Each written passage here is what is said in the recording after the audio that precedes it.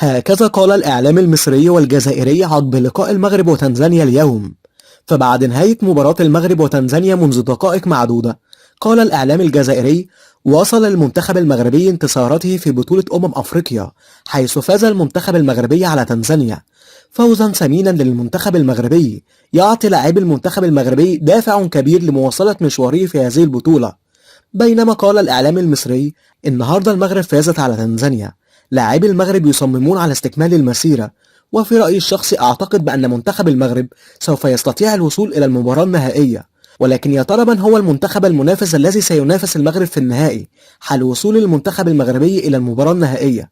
أنا أتمنى منتخب بلدي، أتمنى المنتخب المصري بأن يصل إلى المباراة النهائية، ولكن حقيقة لاعبي المنتخب المغربي قدموا مباراة كبيرة. أسود الأطلس قالوا كلماتهم في المباراة، قالوا كلماتهم أمام تنزانيا. مجهود كبير من لاعبي المنتخب المغربي ومن المدرب المغربي وليد الركراكي.